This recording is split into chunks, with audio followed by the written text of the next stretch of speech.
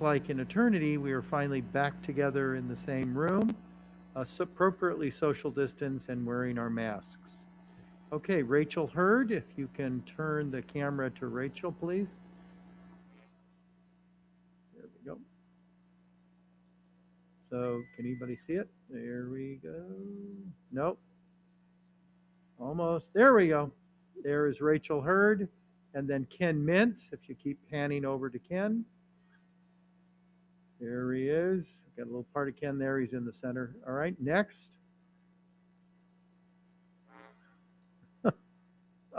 We have Mark Jewett.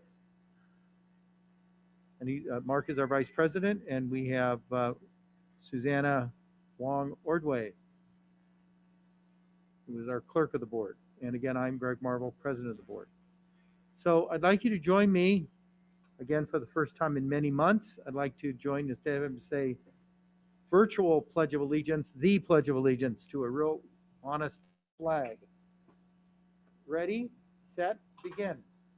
I pledge allegiance to the flag of the United States of America and to the republic for which it stands, one nation, under God, indivisible, with liberty and justice for all. Thank you.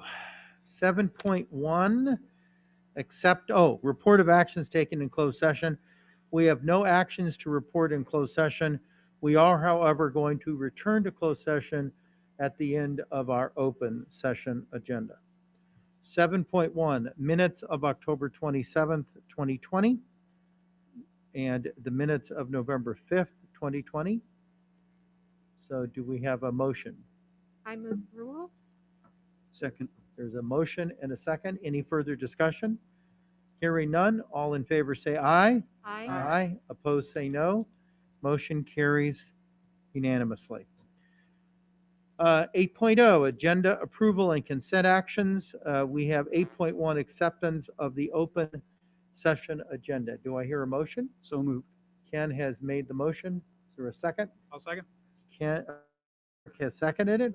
Any further discussion? Hearing none, all in favor say aye. Aye. Aye. Opposed say no.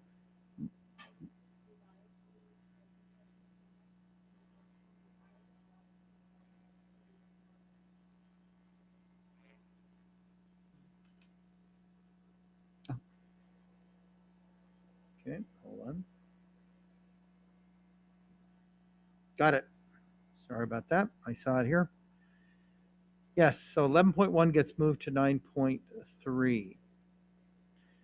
All right, so with that amendment, As amended. as amended, all in favor say aye. Aye. Opposed say no. Motion carries unanimously. 8.2, approval of consent. For those audience members that do not routinely watch us, consent items are routine in nature. They are normally approved by combining them all into a single vote.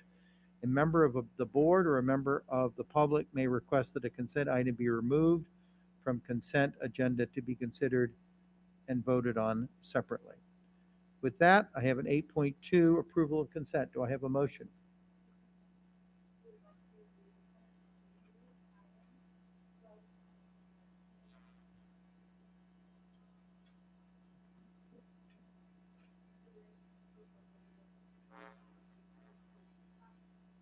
Oh, there it is. Sorry about that.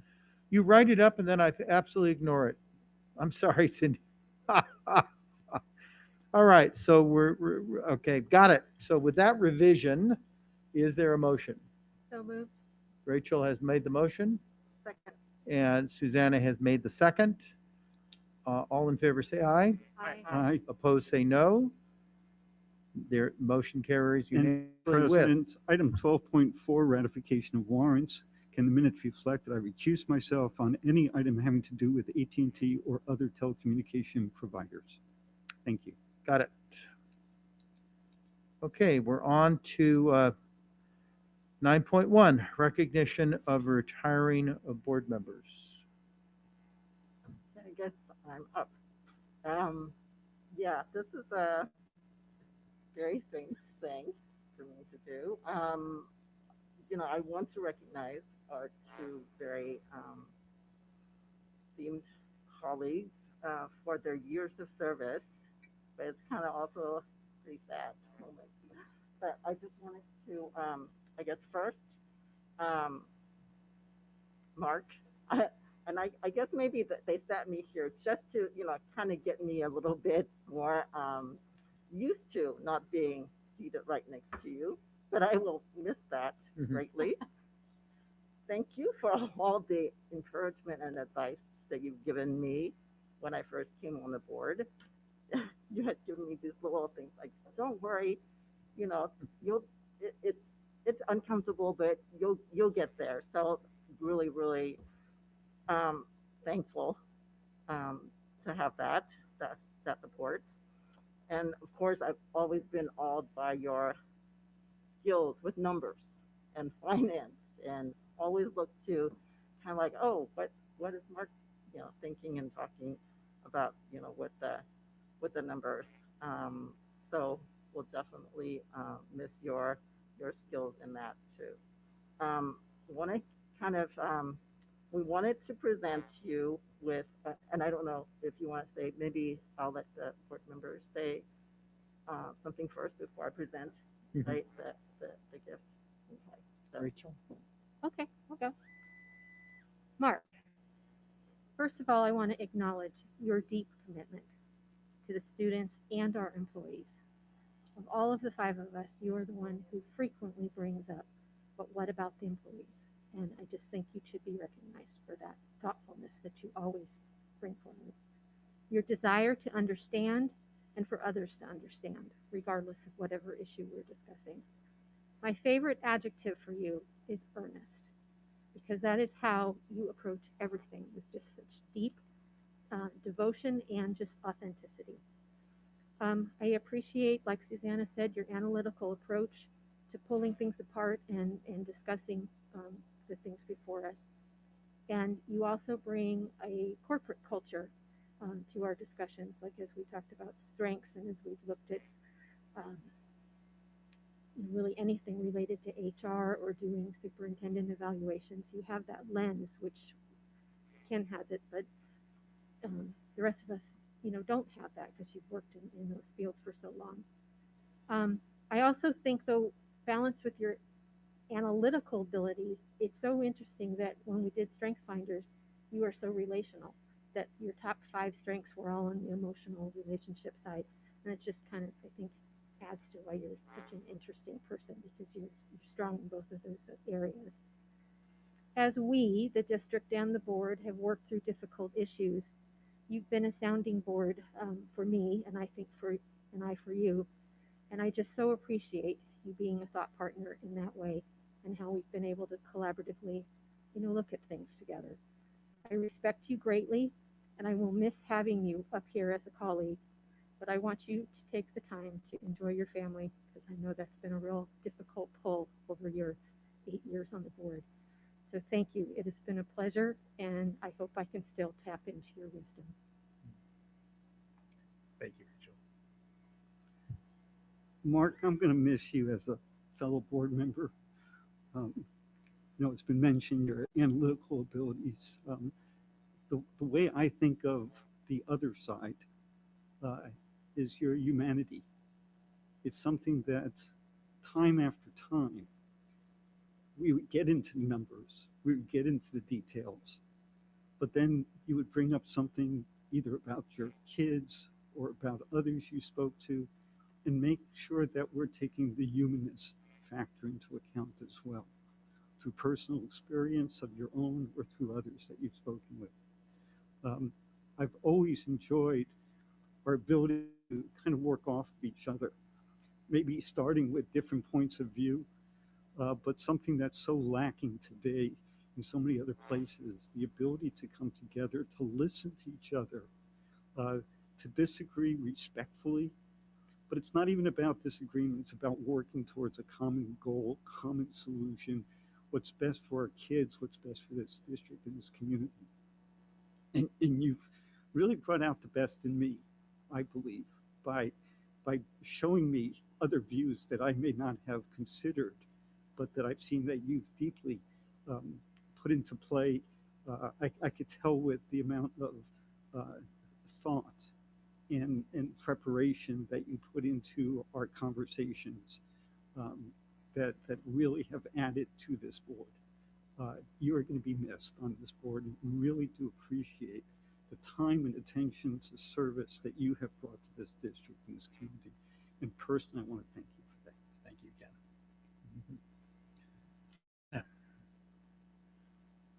Like I said, all the time that you've put in, I think thinking about the students, and like Rachel had said, students not only academically, but really their well-being too. That's really, really, I think, admirable. And I know this is what we all, are here to do, but you actually ask those really great questions, the very specific, detailed questions. That also makes me, think, adding a different perspective that I hadn't thought before. So yes, you challenge us, and I'll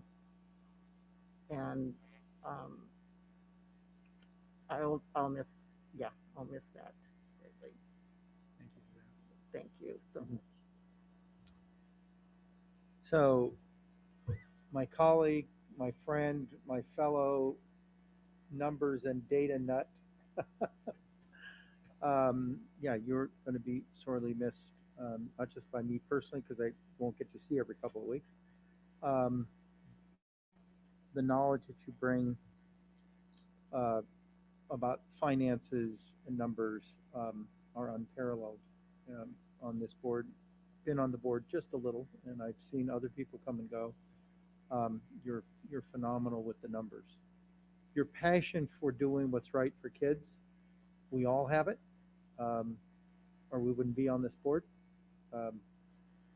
Your passion is equal to anybody that I've worked with in my 20 years on the board. Phenomenal. Caring about kids, doing what's right, even at your personal peril in terms of staying on the board. The feedback that you get sometimes not very nice feedback because you chose to do what you thought was the right thing. And that's frankly what makes a phenomenal board member. Because if we all make decisions based on whether people are going to like us or not, we very often won't be making the right decision. Because sadly, in my 35 plus years doing it as an administrator and 20 years as a board member, rarely are the right answers the easy answers. It's just the fact of life. It's fate or whatever. But you never backed off from making what you thought was the right decision. Even sometimes when you were in the minority, you stuck to your guns. You tried to get the rest of us to go your way. And sometimes you won, and sometimes you didn't, but you always stuck to do what you thought was best for kids. And that's all you can ask for a board member. Do the right thing for what we're here for, which is the kids. You will be greatly missed. Thank you, Greg. Well, at the expense of getting emotional, I cannot thank the four of you and Denise Jennison enough for being my fellow board members. The experience I have, it's a steep learning curve. It's still steep today, but the experiences I have and I shared and were ingrained in my memory with the five of you they're in my soul. They're a part of who I am now. And I'm going to take it. Ken, you talk of service. Suzanne, you talk of passion. Greg, you talk about doing the right thing. We've all taken hits in the public, especially recently. I am here to say there are no five people with higher honor and higher integrity that I have in my life. And I mean that with all sincerity. I hope we maintain these types of relationships into the future because you all mean that much to me. Your engagement, your passion for kids, every single kid, the whole child, every child, it's just beyond amazing to me how much you sacrifice and the knowledge that you all bring in your specific areas to this board. It is incredible. This district is lucky. And as a parent of two kids in this district, I cannot thank you enough. I simply can't. Thank you is not big enough. and I hope you guys realize that my voice tonight is the majority voice. As I leave here, I would be remiss in not thanking a few additional people, so I'm going to do that because I want to make sure I do it publicly because these people meant an awful lot to me. I want to thank Mary Shelton, superintendent when I joined the board, for her extraordinary leadership, instituting Common Core state standards, instituting culturally and linguistically responsive teaching, addressing the whole child, every child.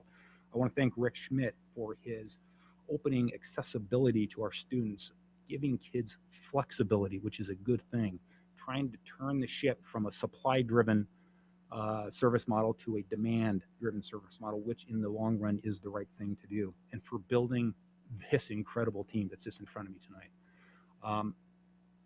There is no doubt in my mind this district is in good hands in the years to come, and they're going to be challenging years, no question. This district is in good hands. Just a couple of folks out there who have meant so much to me and my family, and so much to every single child that they have touched because I have seen it. Kathleen Martins, Megan Kiefer, Tara Garrison, Brandy Brown, Janet Wolford, Roger Seeby, Karen Baggett, Michelle Murphy, Rhea Murphy, to name a few. Chris George, I hope you're out there and hope you're listening. Your friendship means the world to me. I hope we continue it. You are an extraordinary leader. You have a bright future in front of you. Last, but certainly not least, probably first, Gary Levesque, you have taught me profound lessons. You are a model for positive advocacy, and I thank you, and I deeply value our friendship. To all of you out there, thank you very much. Okay, so back to me. Can present. So Mark, we knew that you are, well, San Ramon Valley is very special to you. Of course, you grew up here, and Mount Diablo, right? And I know that you go up there mountain biking when you don't hurt yourself. So we wanted to give you something to remind, not only us, but something that's special to you. So we want to give you a print of Mount Diablo. And on the back, I put a label. It says, "With great appreciation to Mark Jewett, Board of Trustees, San Ramon Valley Unified School District, 2012 to 2020, for your deep commitment and service to students in the San Ramon Valley. Your efforts have made significant and impactful contributions to students and to our community." So thank you. Thank you. That is fantastic.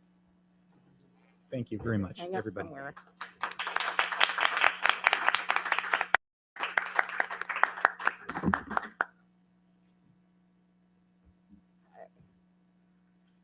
Now we're going to move to Greg, who's also not going to be with us after today in board meeting. Gosh, Greg, I think that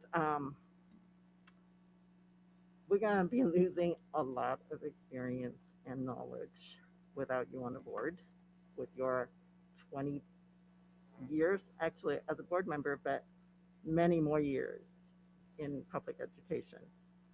So thank you for all that you've done for our students, and probably some who now came back, and our parents, right? In our community. I'm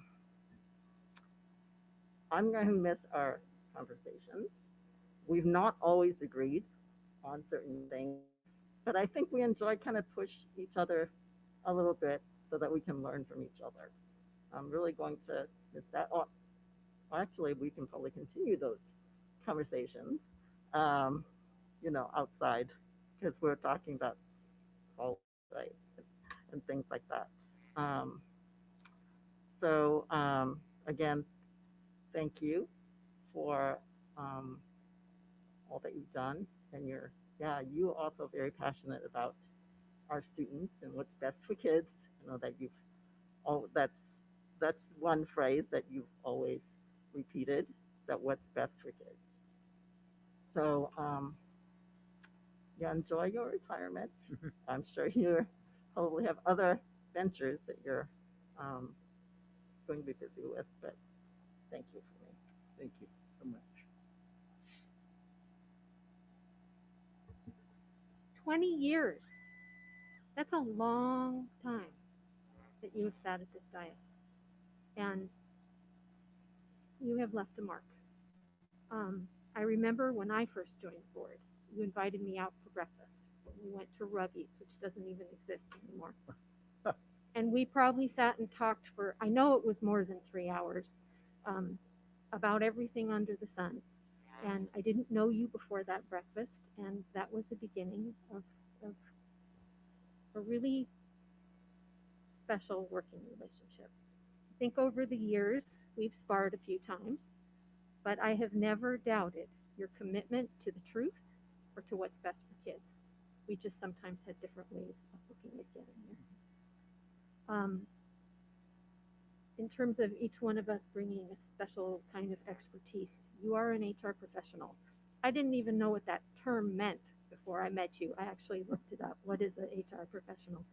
And you have such deep knowledge of your field, both the legal aspects of it and technical aspects, and you're always saying, what about this? Did you think about this?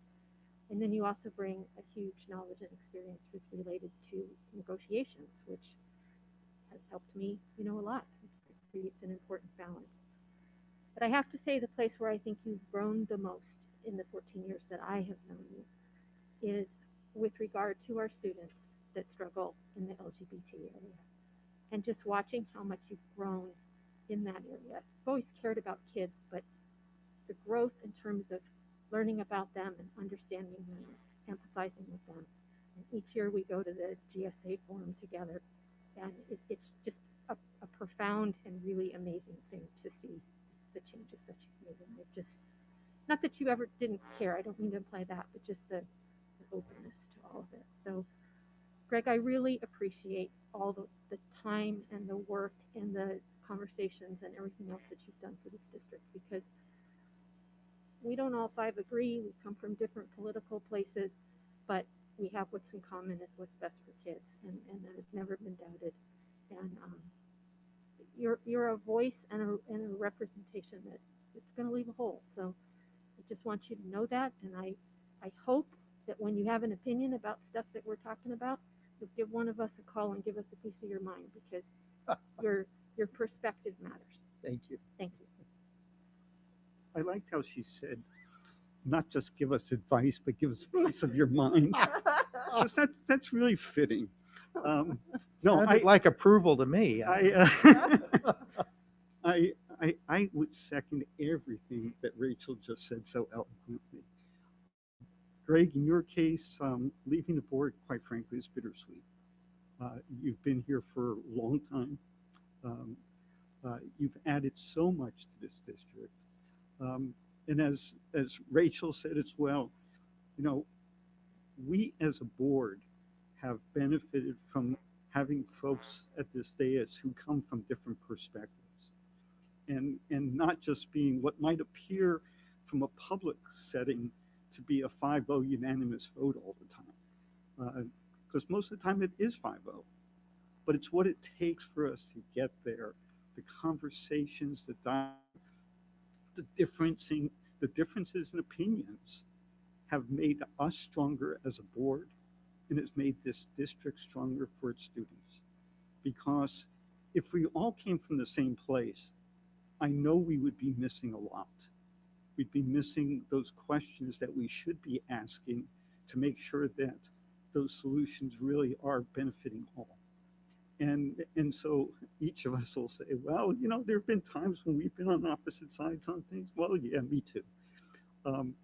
But I think it's really been to this community's benefit that this board has been as it has been. And I look forward to our new members, but I'll tell you, they've got big shoes to fill for both of you gentlemen. And there is a steep learning curve. And Greg, with the amount of time that you've spent here, you've added so much to this district. I couldn't even begin to count the types of decisions that you've helped to foster to bring this district where it is today. I personally really appreciate it. I know this community does. And again, I wish it had been different. I wish you'd be here for another 4 years. but that's part of the process too. I appreciate the way that you do that too, which again, as I said earlier, is different than what we've seen in other places right now. And I think it shows, again, the level of respect for the institution. And I appreciate that. You will definitely be missed, but I want to thank you personally and on behalf of this community for all that you've given us, of your time, your attention, your wisdom, and your experience. Thank you, sir. Yeah, Greg, you used the words friend and mentor, and you took them right out of my mouth. You are and have been for over 8 years now, just this fantastic, solid, and constant friend and mentor to me.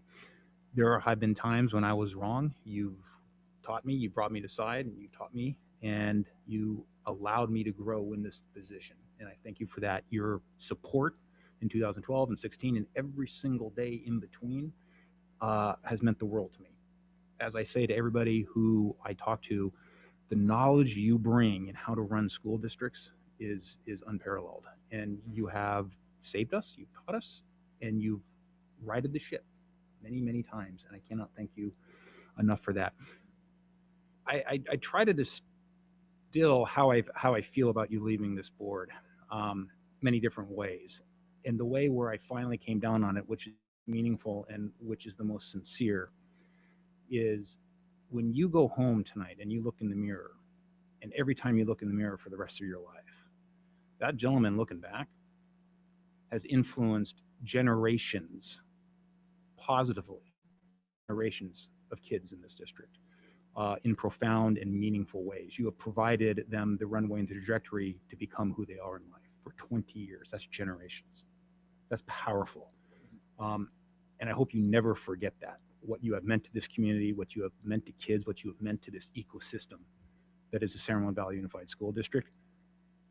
You are going to be missed, Greg. And I thank you for your friendship. Well, thank you, all four of you.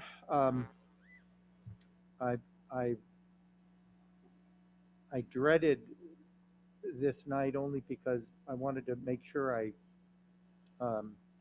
maintained my composure and my emotion. Because it is 20 years is a long time, obviously. It affected my life not just because I was doing things for kids, but from a personal perspective is no, we can't go there because I got a board meeting on Tuesday. It's just something we all live with. A lot easier in the COVID world with Zoom, actually. And I actually did a board meeting at a couple board meetings. I was at the beach, getting away from the smoke during the fires. But obviously, in normal circumstances, you got to be here at the board meeting. So it's clear that for Trustee Area 2, Shelley Clark is going to be the public's next board member. And this board, with Shelley and Laura joining it, you're going to have to deal with stuff that I thought the Great Recession was bad. It's a picnic, because we're all going to have to be dealing, well, not just as board members, but as community members and as people who care deeply about what happens to this district and its kids. We're dealing with COVID. We're dealing with massive state budget cuts coming in 21-22, unless they figure out a way to invent more money. We have a declining enrollment problem that we've never had in this district until recently. Since unification in 65 on, we were always growing. Maybe a couple hundred kids a year, one time, 1,700-1,800 kids in 1 year. So this is a kind of a new experience for us. And with declining enrollment comes another financial pressure that we will have to deal with as we right-size, downsize to reflect the reality. We're not going to have as many kids in this valley to teach. My wife, who was here at this board room 20 years ago when I was sworn in, is sitting in the back as well. So she said to me, as I was debating whether to run again, she said, "True, I married a masochist." So she's probably right. She's probably spot on about that, because none of us get onto a board, whether it's a city council or a board of supervisors or a school board or a college board. You don't get on them for the accolades, the adoration, sure the heck not the money, or the benefits. You do it because you care about giving back to the community. And there's no other better reward, as far as I'm concerned, than ensuring, to use a line that I've said before, in some small way, I help plant trees, the shades of which I will never really experience, but future generations will. And that's all we can hope as public servants. In my 20 years on the board, frankly, the crises they never seem to end. There was always something, whether it was the latest state budget cuts. I think I got on the board, and shortly thereafter we had the dot-com bust, if you recall, and that was the first real reality that this state had a huge percentage of its state budget built upon a really small percentage of people at the top financially. And when their stock options died and their stock prices dumped, the state took a huge hit.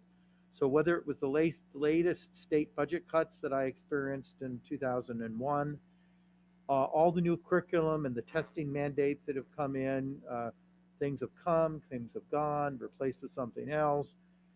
And the state would issue orders. This has to happen. This has to happen.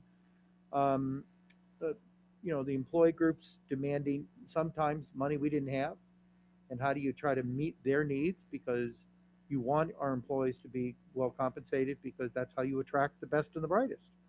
But sometimes their demands simply were not things that we could meet, and how did we work through that? Enrollment issues. Yeah, when you're dealing with declining, but I remember spending many hours debating, figuring out where we're gonna put 17 or more kids. How many more portables can we throw on that site until the wave of kids subsides? Many days, many hours on that. We've had floods at our schools. We've had fires.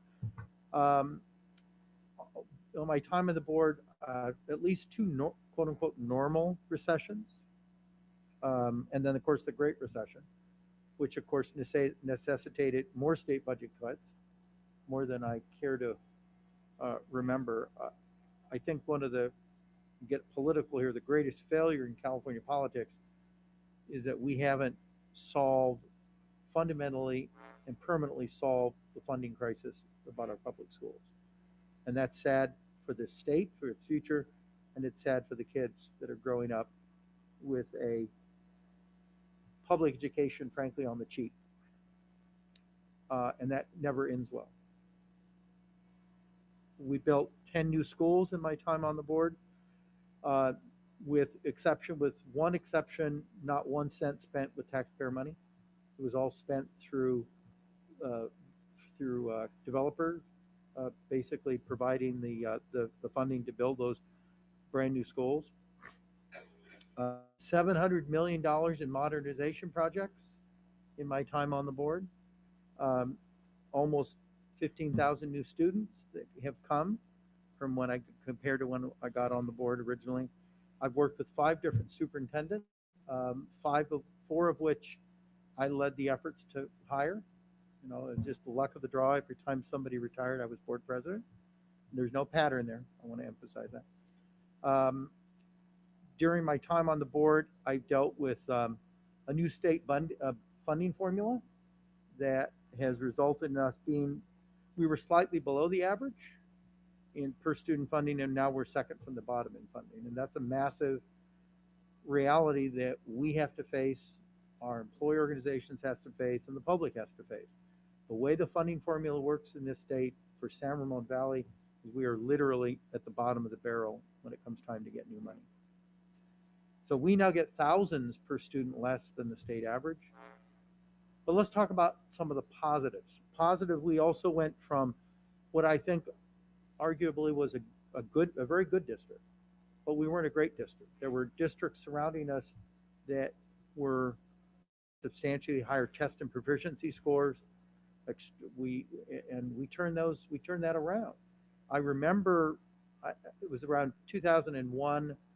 I kept having a bunch of 4-1 votes, 4-1 votes, 4-1 votes, and I remember one of my fellow board members, as I was criticizing something that I thought we were not doing right, and he stopped and said, "Oh my God, Greg's right.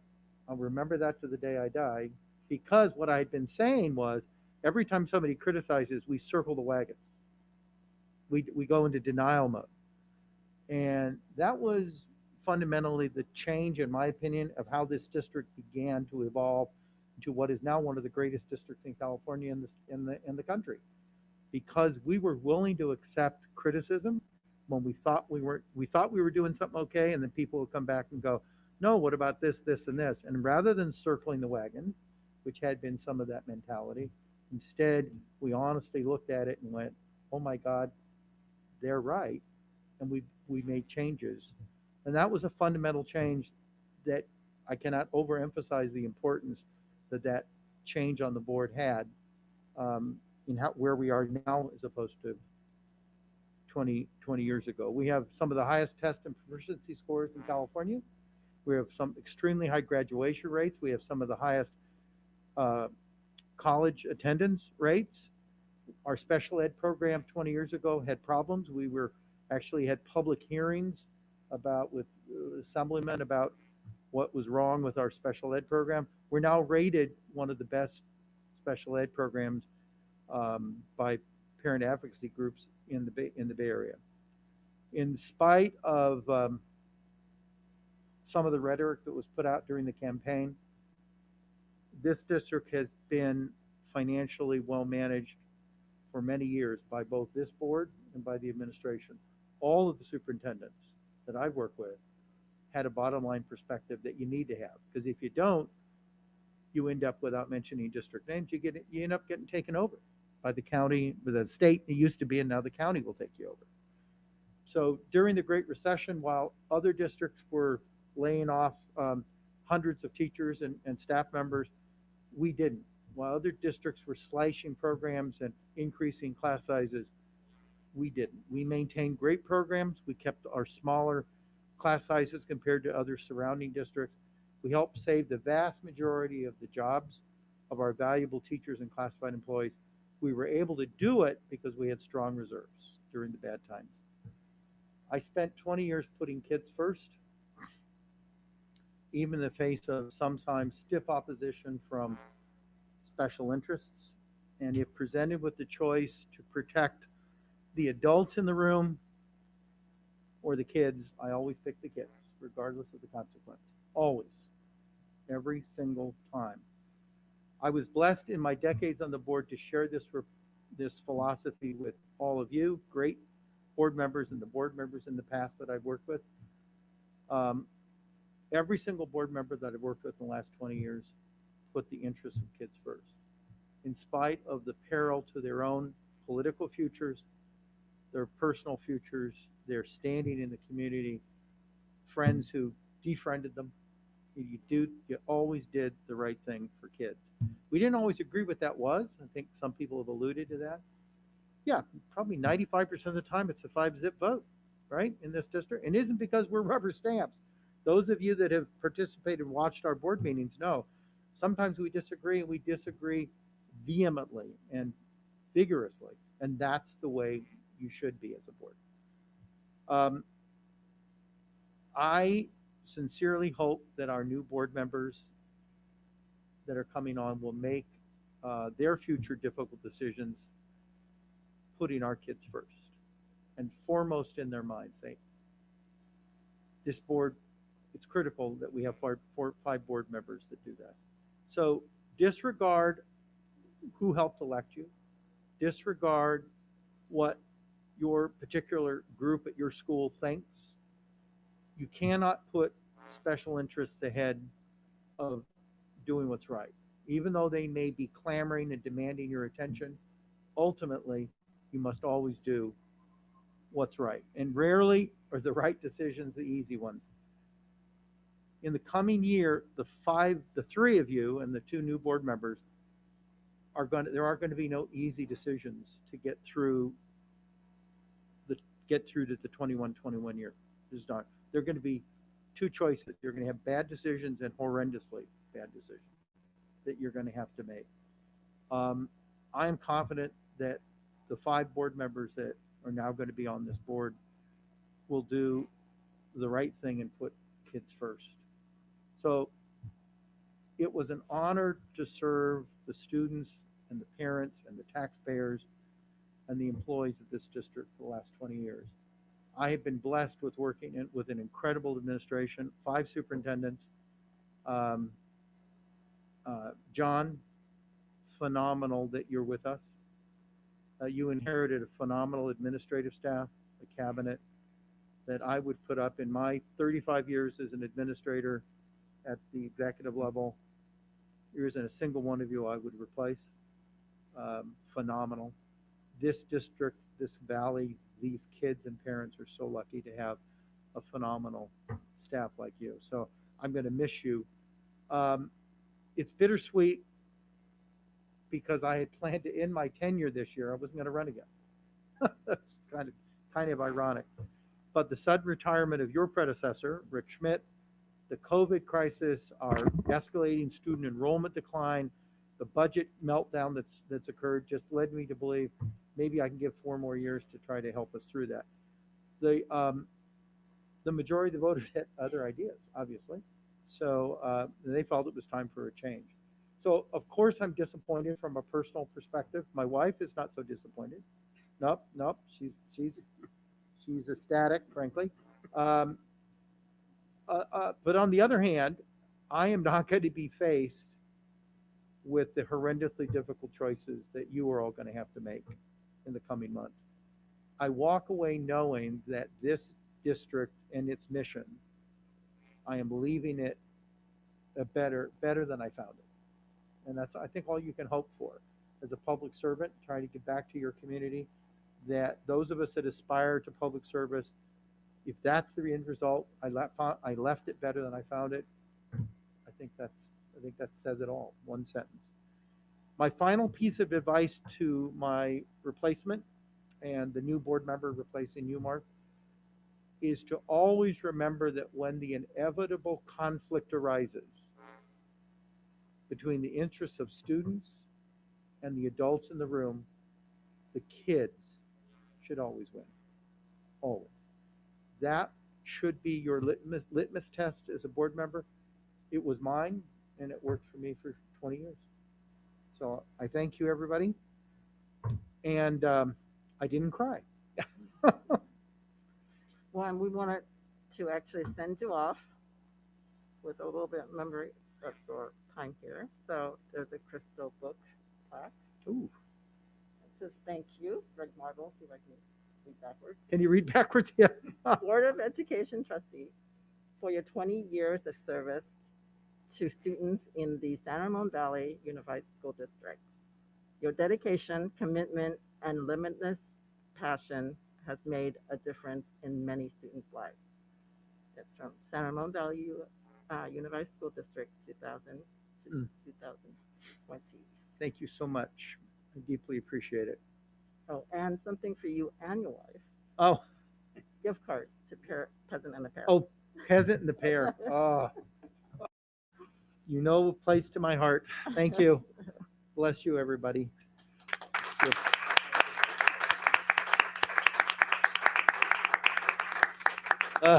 And President Marvel, before we move on though, Yes, sir. even though I'm the newest person probably in this room, but on behalf of the wonderful team that's here, as well as the team that's throughout this district, if I can just beg your indulgence for 2 moments.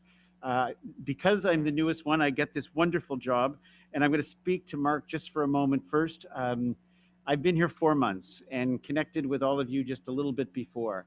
And I connected with my team to talk about their experiences of you over the long haul.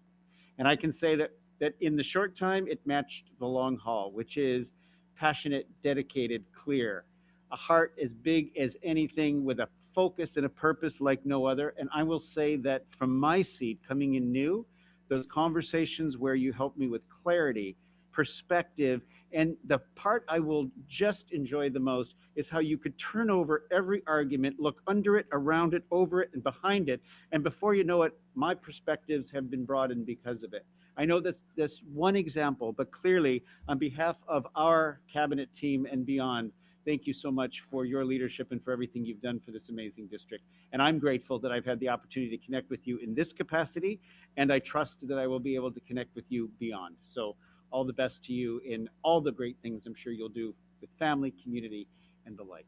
So thank you so much. Thank you, John. I appreciate it. As I said, this district is in good hands. There is great leadership in this room, and thank you for being here. You have made an impact already. Thank you. Thank you so much. And we have a special token for you, but because we also want to offer our thanks to you as well, Greg. And again, for 20 years, and the stories are amazing and endless of all of the ways in which you have contributed. But one of the things that I will personally remember is that the moment you all decided that I was coming and I was in a far off place and people had to figure out if I existed because all you did was see me through screens. You and I started weekly meetings, sometimes more than weekly, and the insight and perspective and the absolute passion you have for this community and this district was so powerful and profound that though I was miles away and only was able to connect with all of you, but in particular you as president, in a remote fashion, I just was so excited to be here, even before I got here, because of what you were able to communicate about why this is the best place to be, not just in California, but beyond. And I know that I and the team will do everything we can to carry on that absolutely significant legacy, as you would say, and I think you would expect, to take it to whatever the next level is, to improve beyond where it presently sits, but that we will build it on, with the board, the foundation that you set. So on behalf of our team, to you, Mark, and to you, Greg, and from me, the new person, thank you so much.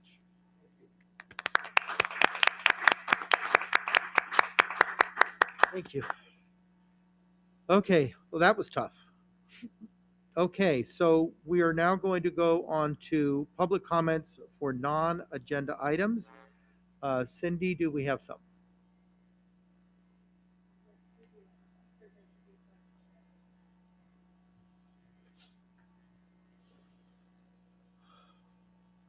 Thank you.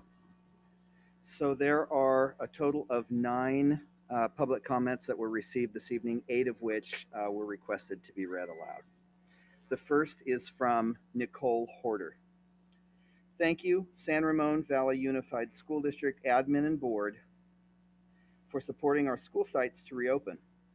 Thank you for working so hard, especially over the last 24 hours, to ensure that every site is open so that when the time comes on January 5th, we can meet every student's choice and need.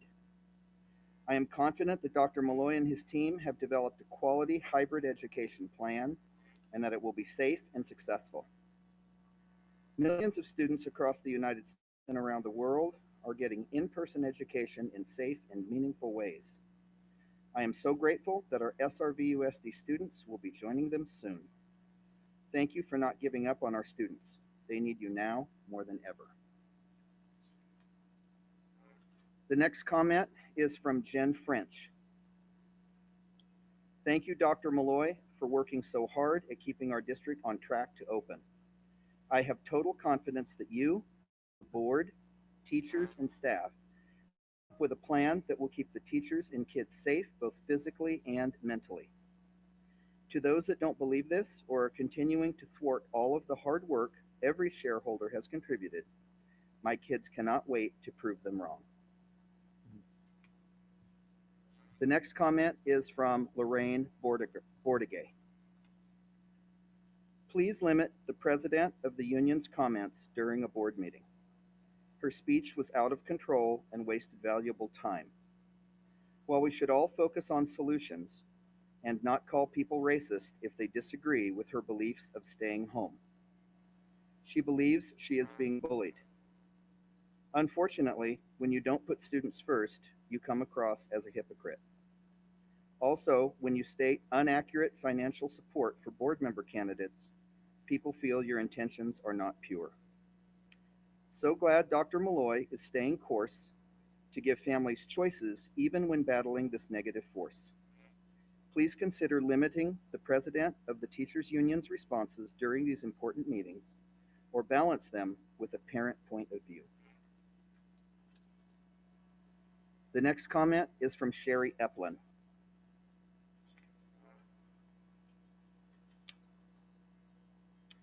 My name is Sherry Eplin, and I'm a 5th grade teacher at Greenbrook Elementary. I have taught in this district since 1999, and I've had many rewarding years loving what I do and doing what I love.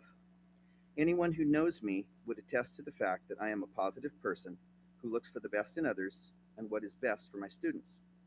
And like many colleagues and friends, I continually try to find new ways to engage students during remote learning.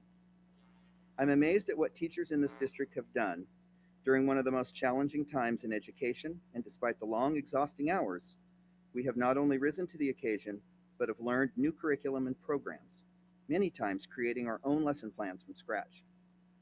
We've created Bitmoji classrooms and interactive experiences that would impress most gamers. Only teaching during a pandemic is far from a game.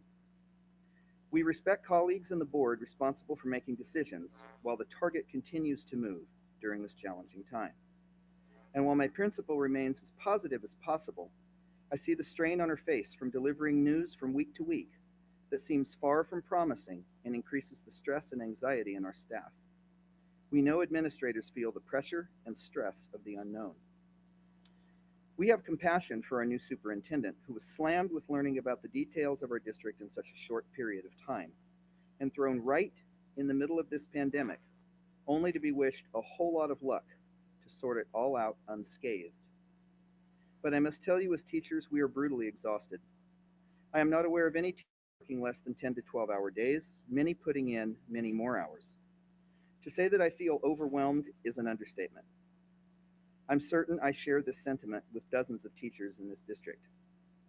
What is most problematic for me is that we are asked to sacrifice our safety to return to a hybrid program in a time when COVID extends beyond numbers we saw in March. Many of us, like myself, have comorbidities. Warnings, if you will, that this, quote, typical COVID, end quote, could be detrimental, deadly even, if you're overweight, over 50, or have asthma, for example. I am graced with the trifecta of all three. As my doctor agrees with the CDC, quote, adults of any age with these conditions are at increased risk of severe illness from the virus, even death, end quote. So imagine my surprise when many requests filed by teachers with doctor's notes to continue to teach remotely were denied. Teaching remotely is far more challenging, but until we turn a corner of safety, being in a closed, contained classroom several hours a day during flu season doesn't seem to be the best place to be. Not to mention the stress placed on custodians to clean multiple rooms thoroughly in a short period of time before the next group of kids arrive.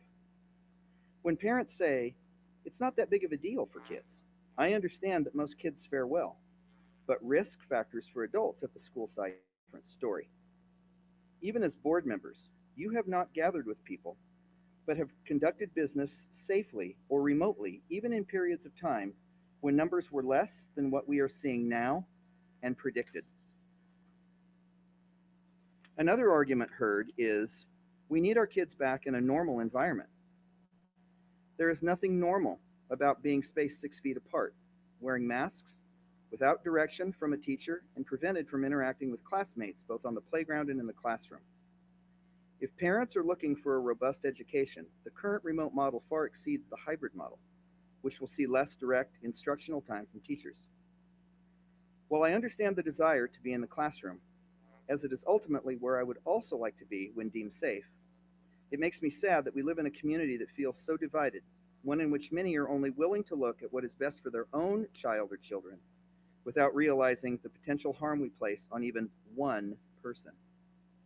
As of October, there have been at least 47,376 cases of educators diagnosed with COVID-19 in K-12 schools so far this year, and at least 37 plus educators have died since August 1st, many in their mid-40s, not old and fragile, all of which were entirely preventable. Gatherings for Thanksgiving, Christmas, and other holidays are also likely to sow new outbreaks. it seems irresponsible to return in January. Is one serious hospitalization or even death worth it? It makes me feel that I work in a district that does not value the life of a teacher. When I hear the cries of those saying that I don't want my kid to fall behind, I ask, behind who? We are all in this pandemic together, or we should be. And while I would have approached the scenario of a shutdown for 2 weeks back in March to knock this thing out, here we are. I start my classroom morning meeting with a question asked by students. This morning, a student asked her peers, "What did you do over the weekend?" Several students mentioned weekend travel, sleepovers, and gatherings. And while I hope students and their families wore face masks and stayed safe, am I supposed to blindly trust that COVID will not be a potential problem in my class when clearly people are still going about business as usual? I can control what I do. I wear a mask in public, I socially distance, and I'm careful to follow protocols. But with something as serious as COVID, I'm putting trust in an unknown. The common sense in me is saying that what we are doing is not common and it does not make sense. Sacramento, San Diego, and Stanislaus counties moved from red status or tier 2 to purple status or tier 1 after COVID-19 cases in the counties increased after returning in the past 2 weeks. Schools are already offering in-person instruction in those counties, can continue to do so, but they must increase COVID-19 testing for staff. And this is the same directive for us, but this doesn't even make only 25% of staff to get tested every couple of weeks. Why would we continue to put anyone in harm's way? I strongly suggest we reconsider our start date and aim for a later time when the numbers of people impacted by COVID decreases. Thank you for your serious consideration. We try to limit our public comments to 3 minutes. So Cindy, if you will please schedule or please time it. So I want you to read, but when it hits 3 minutes, finish the sentence and then we're moving on. Thank you, Mr. Marble. Mary Carroll's comment. I want to thank the board and district and especially Dr. Malloy for giving students the opportunity to return to the classroom. This has been a long road to get to this point, but there is hope in my students again. For some students, remote learning is an acceptable form of education during this time. For others, it has been a complete nightmare. Having a choice of learning environments will allow all of the students in SRVUSD to continue with their education. I know that my students are ready to follow all protocols and new procedures that are asked of them so that they are able to return to campus in the hybrid learning environment. Thank you again for making the tough decisions, working through long negotiations, and providing a choice for all students. The next comment is from Doris Powell Mendoza. I want to thank you all for the time and effort you have put in bringing our school district where it is today. As a career civil servant, I know how hard it is to do your job when everyone is watching all the time and ready to question every word you say and every move you make.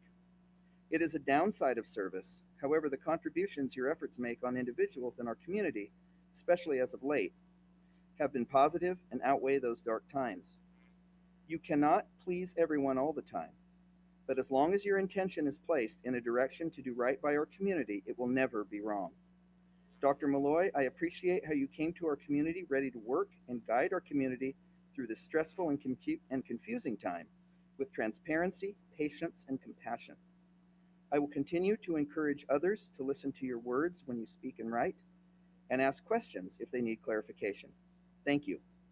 Thank you all for working together, working with our community, all in the best interest of our kids' education and safety. The next comment is from Ben Mendoza.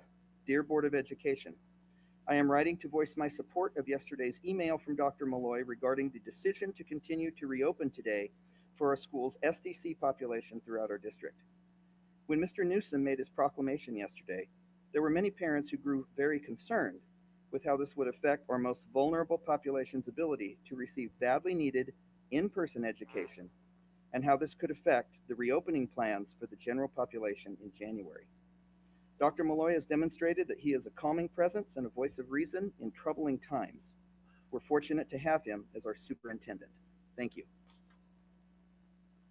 And the last comment is from Adrian Cummings.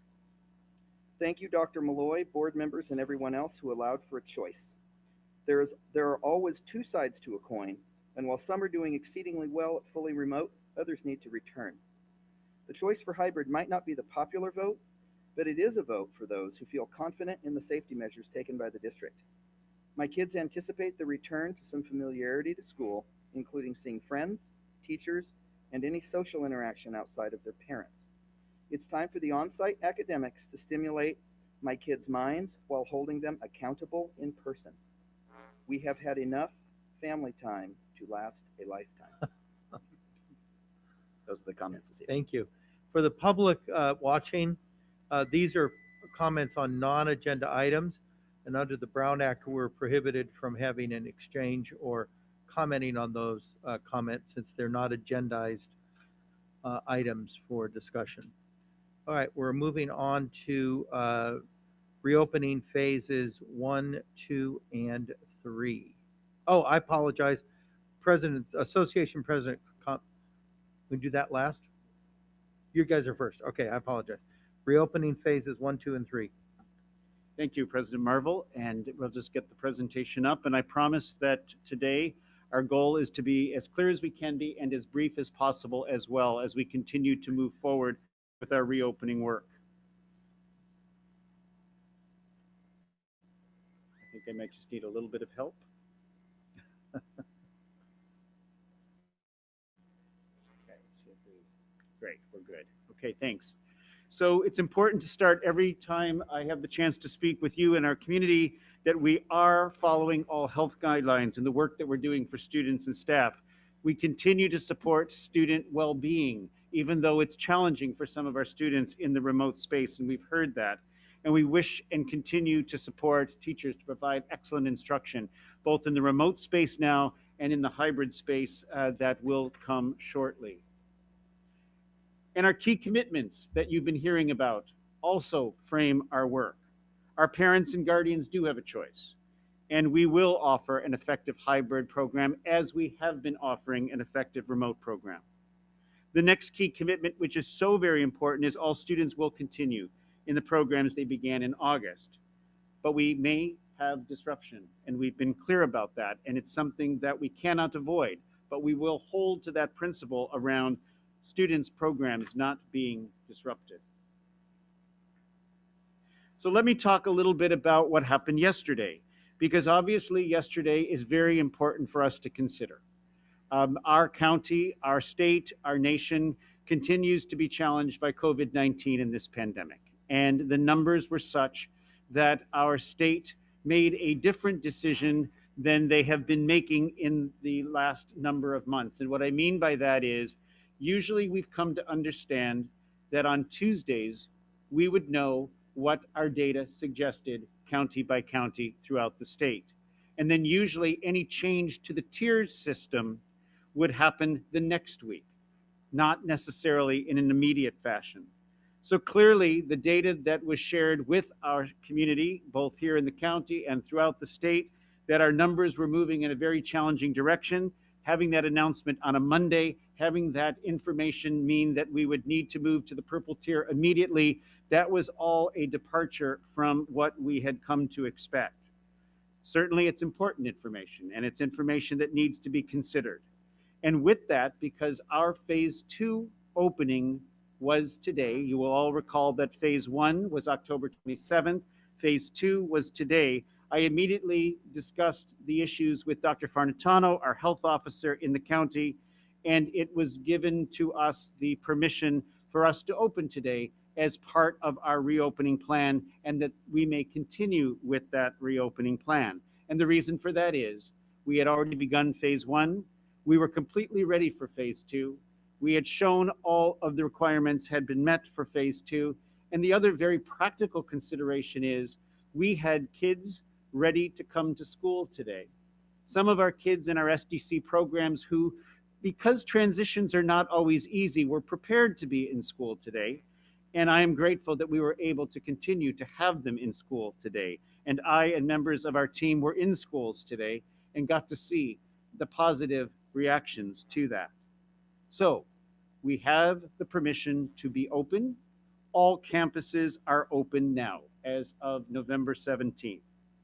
And as I said, we have been given permission to continue our reopening plans, but I want to be absolutely clear that from my perspective working with you, that doesn't mean in any way stepping aside from any of the guidelines or requirements, and we will ensure the safety that is necessary, and we will do that with absolute diligence, because it's the number one commitment that I make to you, that all students and staff have to be safe in our schools. And to that end, and we heard it from one of the comments, but I'm sharing it here, we will increase our testing requirements.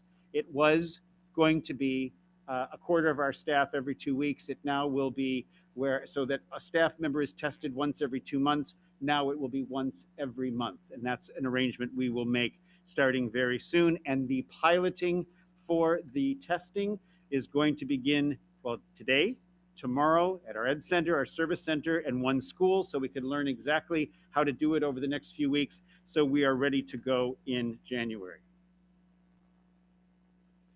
So the reopening today, we had over 200 students in 49 classrooms on 12 sites begin their SDC program today in person. They have obviously been in their learning since the beginning of the year, but as I said, it was great to see kids today on our campuses learning safely.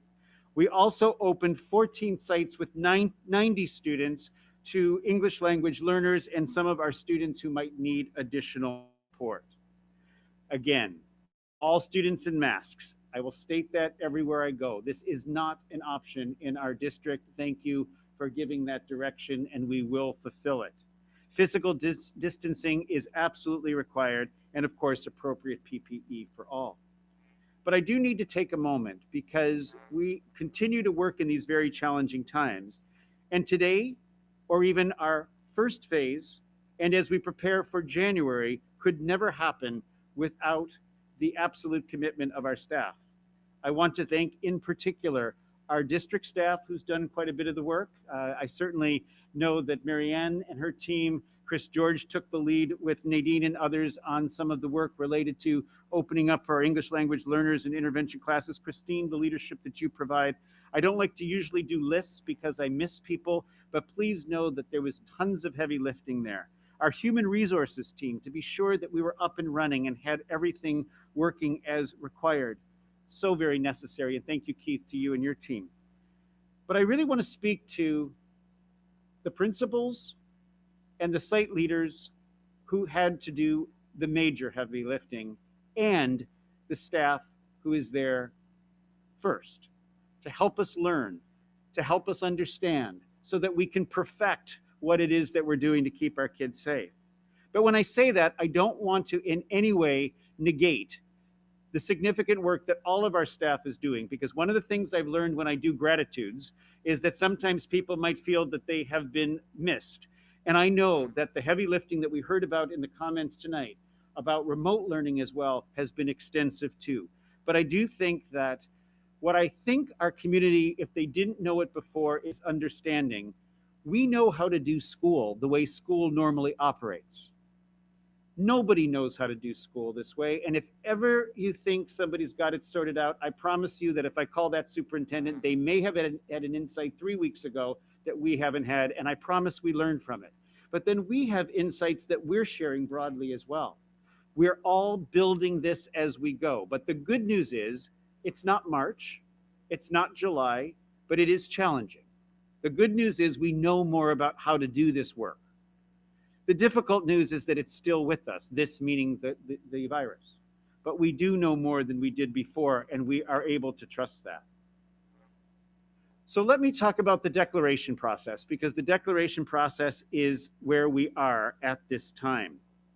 The percentage that's submitted without having to be called by the deadline on Friday of last week was 96% of our families. And thank you to our families for taking this so seriously. Our office managers are loving you right now because they're in the process of making phone calls. And this is really very significant that we had 96% that submitted by that date. The percentage of our students in elementary whose families wish for them to remain remote is close to 60%. 59.73. The percentage of elementary students whose families wish for them to return in hybrid, 40%, 40.27. The percentage of students whose families or whose students wish to remain remote in secondary is 72.59, and the percentage that wish to remain hybrid, or return, I should say, to hybrid in secondary is 27.41. One of the things that we will share with you and with our entire community tomorrow is the data for every school. And the reason why that's important is because I think in the spirit of having all the information on the table, it's very important for our communities to see that each community is distinct, because the starting point of this presentation is that we do have two choices. The two choices will be effective. I'm not suggesting there won't be bumps on the road, because I'm sure there will be, but I trust our staff will work really hard with our students and with our families to make it effective. But we will share that individual data through a community letter that's going out tomorrow and a staff letter that's going out tomorrow, because then it will be important, I think, for each individual community to better understand what's happening in their local situation as we do this next body of work. I want to talk about a couple of the very key questions that emerged through the declaration process. And just to provide a brief understanding of where it is that we're headed, even though I know that we are going to have to get into the hybrid work in order for it to evolve, emerge, and be better understood. The whole notion of asynchronous time, the time when the teacher may not be with our kids, is one that has caused great concern. The notion that video conferencing, just by turning the camera on, might be the absolute remedy to all circumstances. And I wish to take a moment to explain why I believe, from our perspective as educators, it's a little bit more complicated than that. First of all, for students whose families choose remote, we've said all along that you will have an experience comparable to what you have now. The only caveat is if you are a student in middle or high school and the course you're taking, remember our guiding principle, is only taught because of how highly selective it is, and there may be only one credentialed teacher in that staff who can teach it, that is the only place where the hybrid model will basically come together with the remote model. And our agreement with our labor colleagues in Serbia is that video conferencing will be used in order for those courses to be provided. Having said that, those who are returning in hybrid, we've said this all throughout Declaration Week, teachers may use video conferencing as one strategy, but I also want to use this time briefly to say that there are other ways that we've tried to share that instruction can happen even when a teacher isn't present. But we understand that this is a concern for our families, and the commitment we're making is that we will continue to work with our teachers, because what I want to say about our teachers is this. When I arrived in July, there wasn't a lot of trust for the remote program. In fact, there was a lot of fear about the remote program. And I arrived in the middle of July, and the learning was happening, and the collaboration was happening, and the insights were being shared. And I believe our teachers did a brilliant job in relationship to remote learning. Similarly, we'll provide that same support, because our teachers collaborating with one another, when I say we, I'm not talking about the district, I'm talking about all of us providing support to make that work effective. But asynchronous doesn't mean without accountability. Asynchronous does not mean the learning tasks won't be significant. And asynchronous may mean that the teacher chooses, for very valid educational reasons, to turn the video conferencing opportunity on, and the kids can connect in that way. All I ask is that there is some patience with that as we allow it to emerge. But let me tell you why video conferencing for everybody is not necessarily the answer all the time. We've heard from families that the Zoom or Google Classroom experience is not engaging enough for everyone.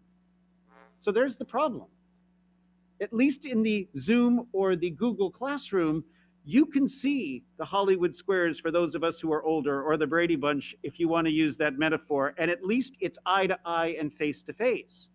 But tonight's a perfect example where in a video conferencing setting, And we are not actually as close together as we are when we're on the screen. Now, I believe in in-person learning, please don't get me wrong.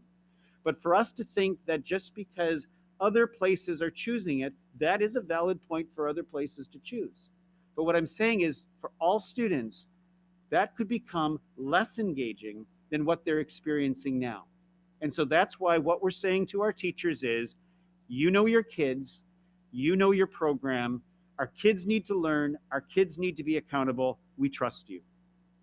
Another issue that emerged was this whole context of testing. And will kids who are at home get better grades because of what they are able to look at when their tests are being taken? And though I know that this is a very significant issue, we will need time to work through this. But leave it for me to say tonight that coming back to hybrid learning does not mean coming back to the test center. We will work for balance to ensure that we figure out how, with our teachers' voices, we determine how January to June needs to operate so that we are fair about testing and we understand how to do it equitably, but it's also giving us an opportunity to think about, what are we testing?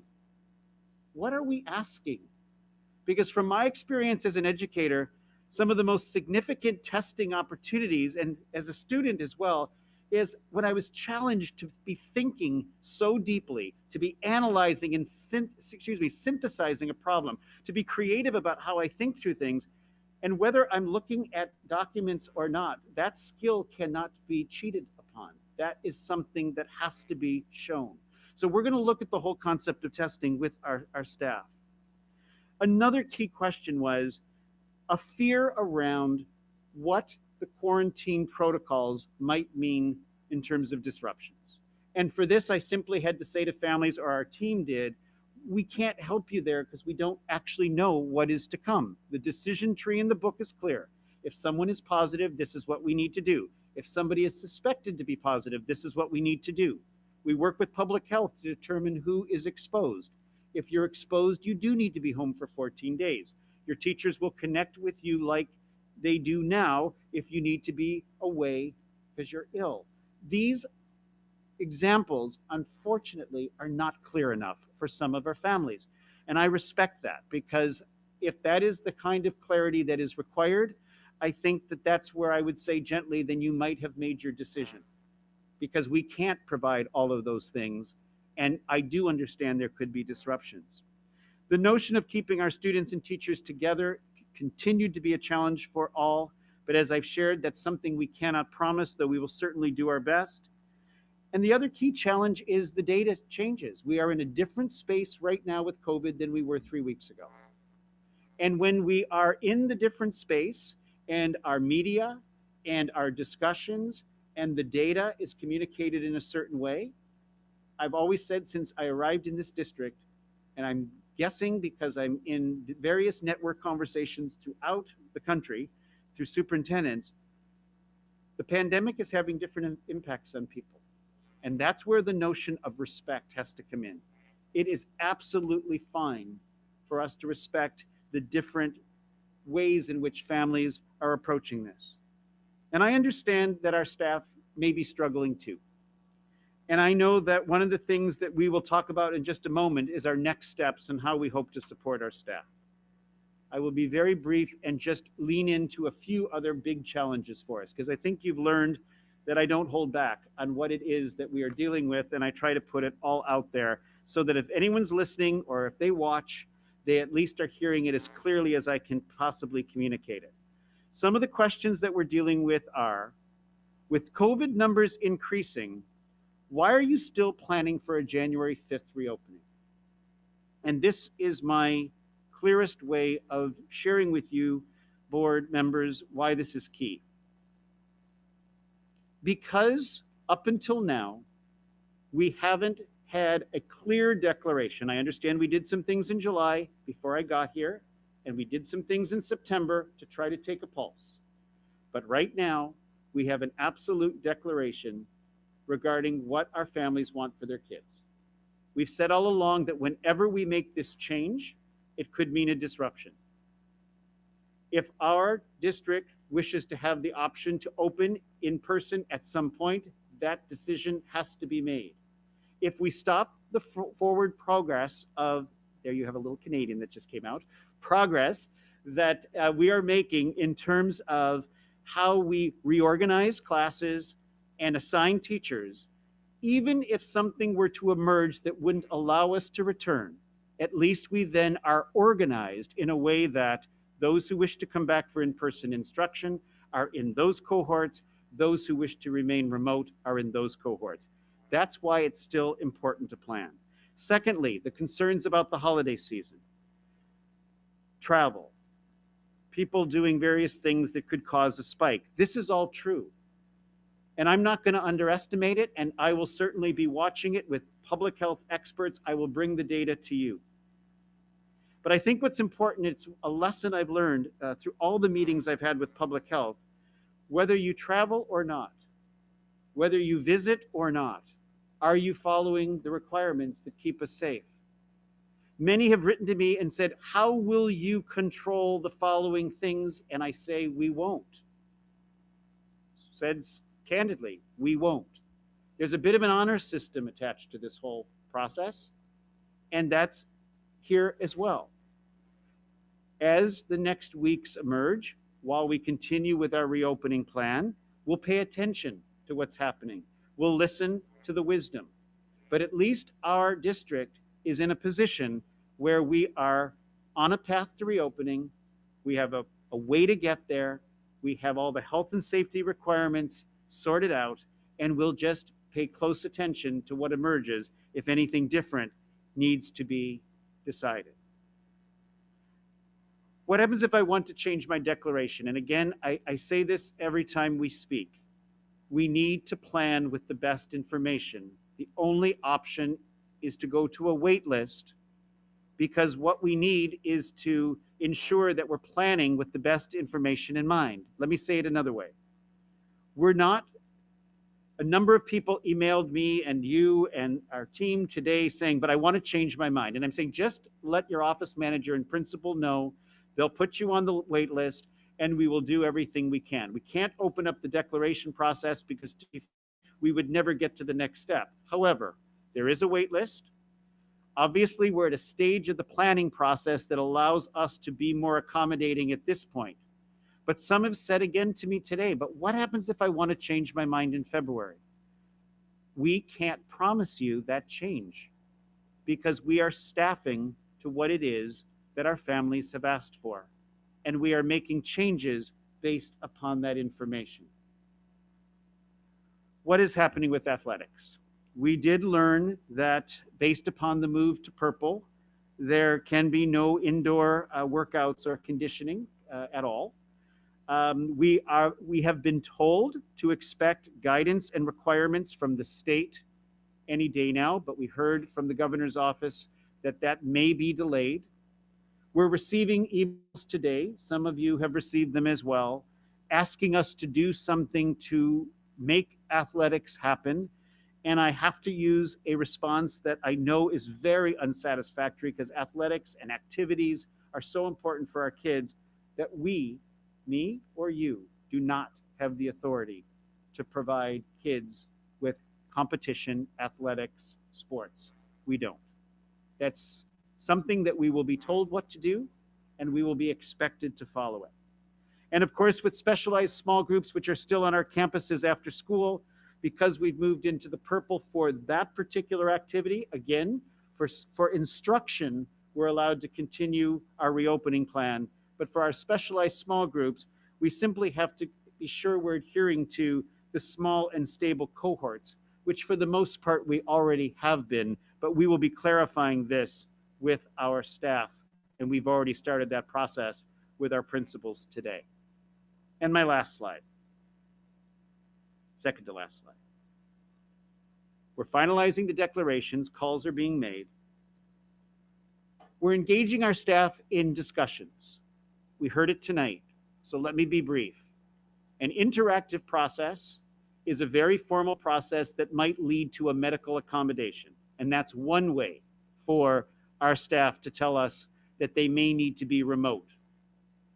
Another part of the process, which is happening at school level, is what we are calling a compassionate process, which means there may be reasons in that particular staff member's household or family where considerations need to be made. And thirdly, there may be other realities that we also need to work with the staff member on that might warrant a movement towards remote instruction. So I want to be clear that we've always said we can't promise. We can't necessarily have staff, all of us, with the same type of choice as our families, but we're working really hard over the next week and then the week after Thanksgiving to have those discussions for those who need it. We'll be creating classes and determining staff assignments.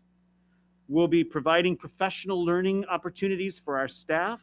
And again, we're hearing from some staff that they're feeling a little stressed by the short amount of time, but we will provide some time during the school day for that as well. Some won't want to do that because they want to be with their kids, and I get that, and we need that, but some, of course, need that time in order for us to get to January effectively. We will try to balance that as best we can.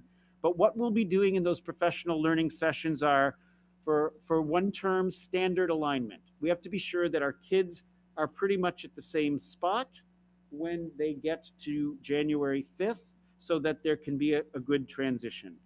We're going to focus on student engagement and accountability. That's the notion of how do we ensure that whether it's remote learning or whether it's hybrid learning, that our kids really are engaged in it to the best of our ability. We're going to focus on assessment because obviously I've shared it already, it's key. And we're also not going to forget about social emotional learning. And we're going to monitor the COVID numbers carefully, as I've said. And I do want to say that as much as we're excited about our reopening plan, we're also realistic about that which is happening around us, and we will stay in close touch. So the concluding remarks. The collaboration to get to this place in the San Ramon Valley Unified School District has been second to none, and I'm going to explain why.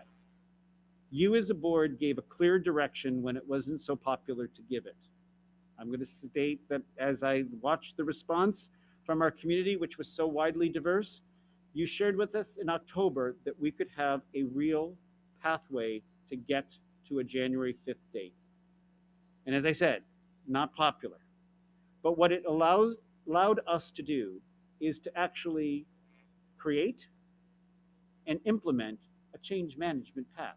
And we're still in the middle of it. I am not giving you any false notions here. We are in the middle of it, but at least it's one that could be implemented because you gave clear direction. And I want to be clear about this as well, because there's all kinds of different views in our community about this. To our 3 union groups who worked tirelessly in the month of October to land at 3 memorandums of understanding, and I'll simply say, where many districts aren't yet there, we are there. And I am grateful to our team working with our union leaders because we got there together, and that is a sign of collaboration. I am so grateful for the leaders in this system. We have had our principals and our managers and our supervisors at literally daily meetings. And sometimes the look in their faces are such that you just want to make it better. But we only can do what we can do, and I'm so grateful to them. And we've heard from students, those who are okay with what things are like, those who aren't okay. But all I want to say is to our families, I've said for months now, patience and flexibility. So thank you for that. To our students, we know that you may be remote or hybrid. We'll figure it out. To our staff, we'll do it together. And to our board, we'll fulfill the commitments that you have asked us to fulfill. So respect is important. Gratitude, even though this is a challenge, is key. And as I will say as I close, the challenges aren't over, but I'm hoping that we are able to, I hope we have been able to build enough trust through this difficult process in our community, no matter what people believe, so that we're not going to turn our back on good information. We're going to do our very best, and we're going to keep students front and center. So this was supposed to be just a quiet update because we thought we were just in Declaration Week. Yesterday's announcements caused a a different kind of dynamic to emerge quite quickly. So I thank you for your indulgence that I took more time than I was planning to tonight. And certainly I and the team are open to any questions that you might have about the work we're doing or the direction we're heading in. So before we ask questions from board members, I'm sure we have some. Do we have any public comments on this topic? Okay, and again, 3 minutes per comment. If it goes over 3 minutes, just end the sentence at the end of the period, please. So we received 3 comments on this item, 2 of which were requested to be read aloud. The first is from Mr. James Rossi. My name is James Rossi, and I am in my 14th year teaching history at Monte Vista High School. My wife is in her 11th year teaching English in this district as well. We live here in Danville, and our son is a 2nd grader at Greenbrook Elementary. Needless to say, we are highly invested in the coming rollout of hybrid instruction on January 5th. Given the facts on the ground, I am imploring you to delay the start of secondary in-person instruction until late January or early February. As you are aware, we're moving back into the purple tier tomorrow, November 17th. While Dr. Malloy's email states we are full speed ahead, this approach is not rooted in keeping our community safe. AAA predicts 50 million people will travel for Thanksgiving nationwide, many of whom reside in our valley. When one combines this with other holiday gatherings, the virus may spread at a higher rate over the next month and a half. In addition, we've also witnessed the lack of vigilance in the community for allowing mask edicts and distance mandates. We've seen many of our high school students meeting in large groups unmasked, traveling in cars together unmasked, and not properly distanced at public parks such as Osage Station. The downtown section of Danville itself had to reverse its street closures due to egregious violations. Since we are not testing our secondary students for COVID, relying on, quote, the honor system, end quote, in this time seems foolhardy with cases on the rise. Please don't get us wrong. We love our jobs and take pride in serving the community we live in. However, we most assuredly will see community spread amongst our high school population that will not be accounted for, placing students and staff in a precarious position. A delay could be in line with the state's guidelines to quarantine for 14 days after travel, and is certainly in line with what other districts, and is certainly in line with other districts around us. Many parents will not want their secondary student to potentially miss 2 weeks of instruction due to quarantine, or they may argue that the quarantine is suggested but not required. Therefore, please reconsider the board's decision and postpone opening until late January or early February to ensure secondary staff and students can return to the classroom with less anxiety and greater safety than if we proceed with this date. And then our second comment is from Len Schultz. Thank you for the email yesterday confirming all sites are now open and we can proceed with January hybrid while in the purple tier. This is critical to many students who are in remote learning. Thank you, Dr. Malloy and the board for your commitment to our students. That's it. Okay, we'll open it up for board questions or comments. Rachel? Nothing? Okay, Ken? I'll just make a couple of quick comments. First, it's interesting with just those 2 letters, diametrically, to a sense, different. And that's what we've really been dealing with.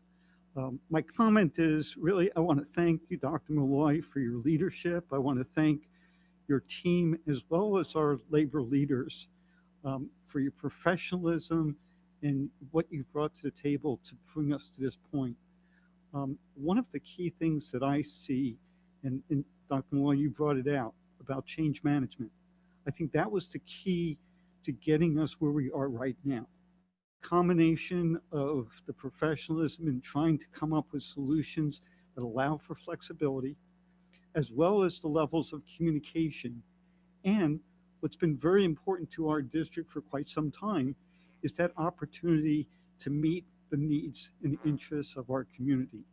You know, a lot of it started with our professional learning options, and people have come to expect that we're going to provide alternatives that are going to meet people's interests and needs. And that's exactly where we are right now.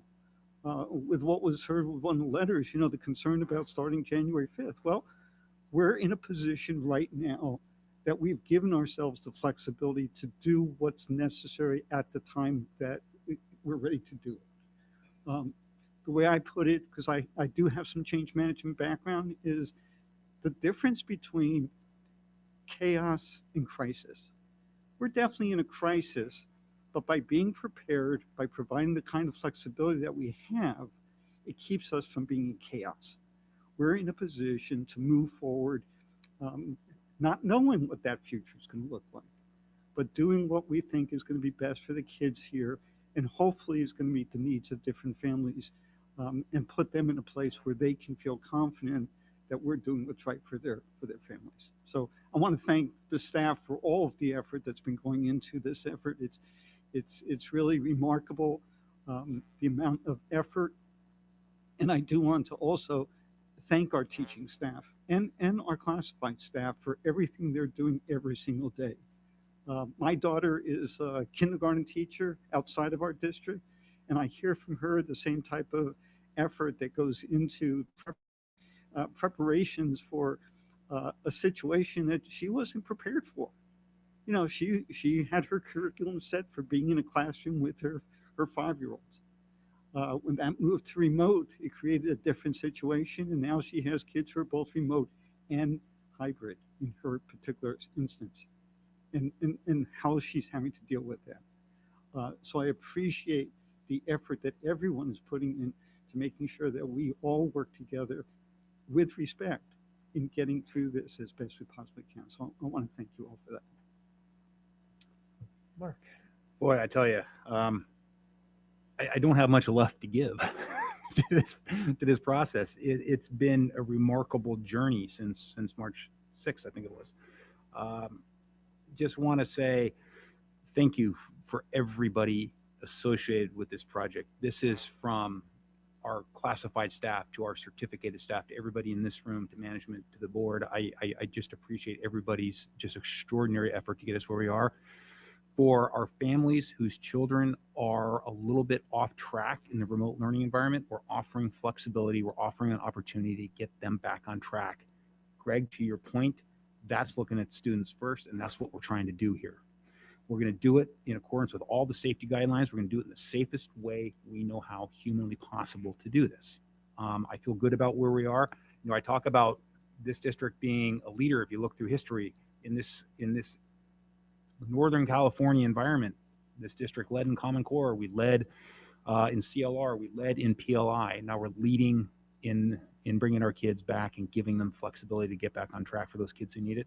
I'm enormously proud of the leadership of this district, every single person touching it. Thank you. Thank you.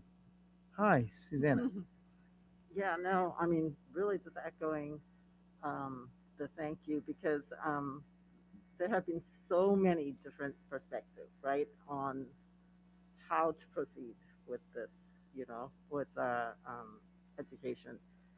And to be able to not only land on the 3 right MOUs with our employee groups, but to actually have them ratified and everything all wrapped up and a path going forward. I mean, it took collaboration like nothing else, right? So yes, thank you to everyone who's had anything to do with this, which is everybody in the district. It's been a thing to see, and it's and I think that our students, whether they're remote or coming back onto campus, will be better for this process. So. Thank you. I look at where we were back in early March. I look at where we are now and all the multitude of changes that have taken place in how we're to deal with it. You know, what was supposed to be a short shutdown ended up being obviously stretching now for many months. And there's a lot of people to thank for getting where we are.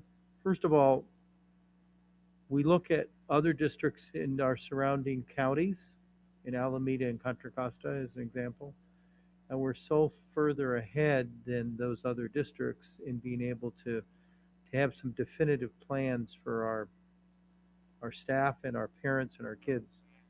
And that's a credit needs to go where credit deserves to go. And I want to thank our administration. I want to thank the superintendent. And I want to take a shout out to our employee organizations, because without the cooperation of CSEA, SEIU, and Servia, we wouldn't have had the MOUs that we have. We would not have had the settlement that laid out, rightly so, the concerns that they had about health and safety. And by working together, we worked up an MOU that met all of those concerns that had been raised. And you compare us to other districts that aren't even close to an MOU. It says something about the collaborative nature of this district, the culture of this district. And when I am sometimes critical of employee organizations, I like to think I'm rightly critical. But when they hit it out of the ballpark and do the right thing for kids, I think they deserve credit as well. And I think they've done that by reaching an MOU when so many other districts around us have not. There's a lot of factors that go into that MOU. I get it. And there's a lot still to happen. God knows what will happen between now and January 5th. We have to, I think there's a term I used on the very first day on March 13th, I think, when we closed all the schools. I said pivot. We have to be able to pivot. And boy, is that the case with this COVID mess. Because we don't know what the state's going to do to us tomorrow. We don't know what the county's going to do to us. We don't know what the pandemic's going to do to us. And we have to be able to pivot, always keeping in mind, as you are all doing, kids come first.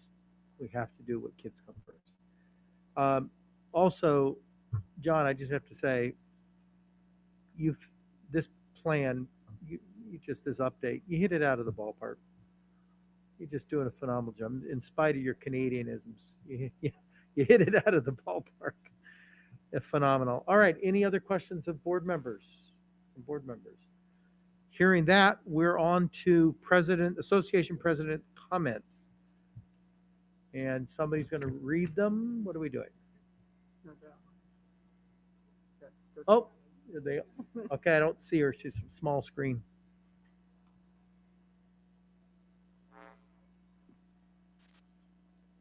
So we're going to go with Tammy first. Okay. From Good CSEA. evening. I'm Tammy Castelluccio, president of CSEA. I wanted to take this opportunity to thank all of the paraeducators, special education service providers, the special education department, site administrators, and office staff for working together through this process with us to bring back our special needs students to our sites. On October 27th, we brought our first phase of students, and today was our second phase of special needs students and our EL students. It was great to see students back on campus and being happy to be back in their classrooms. We know that it was not met without issues and complications, but your dedication to our students was exemplary. I also wanted to take this opportunity to thank our two board members who will be leaving us after tonight's meeting, Mark Jewett and Greg Marble. Mark, I want to thank you for your years of service sitting on the Board of Education for San Ramon Valley. I want to thank you for your questions. You asked for clarification and understanding. I want to thank you for the few visits and conversations we have had over the years. I appreciate your insight in making decisions based on what was best for our students. You will be missed. Greg, I also want to thank you for your years of service sitting on the Board of Education for San Ramon Valley. I want to thank you for your full support of classified employees throughout your time on the board. I have enjoyed the meetings and phone calls that we have had over the years and your compassion and understanding of classified positions. Your support has been unwavering. I also want to thank you for your dedication to what is best for our students in this district. I will miss you, Greg, and appreciate the working relationship that we've created. I am looking forward to working with our two new board members and our continued commitment to doing what is best for our students in our district. Everyone have a happy Thanksgiving for you and your families, and thank you. Thank you. Next, we have Ann Katzberg from Serbia.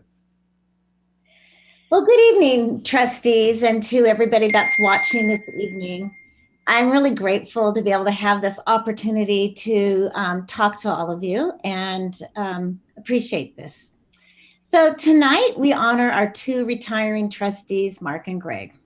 And there is so much that our community knows about both of these gentlemen as a result of being in the public eye. Their commitment to our students has been steadfast. Both have been deeply immersed in the running of this district for their tenure in holding this prestigious elected office. I'd like to share a few stories about both Mark and Greg that many people may not be aware of and honor their service to this community. So I'm going to begin with Mark. I remember learning about your passion, Mark, and your commitment to our district from former board trustee Denise Jennison. She shared with me that your ability to grasp concepts and communicate was simply exceptional. She was right. You and I met at a corner table at Starbucks with then Serbia President Darren Day. You penetrated that conversation with an array of questions as you seemed to be yearning to truly understand how the teachers felt about our district, searching for ways to improve our circumstances. You weren't sure at that time when we first met back in 2012 if you would run for school board. It might have been 2011.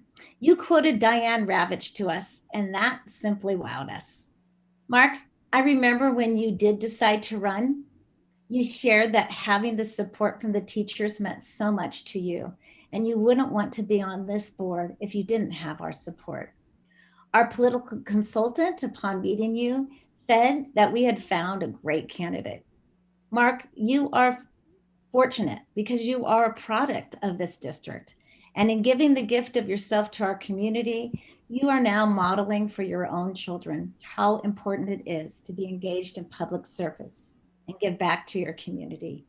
You have shared your family with us, and they have graciously shared you with all of us. I have loved your presence on our board, Mark. You have always been courageous enough to ask those tough questions. During our difficult negotiations, you were willing to reach out and bridge the divide and to give us and to get us all back to the table.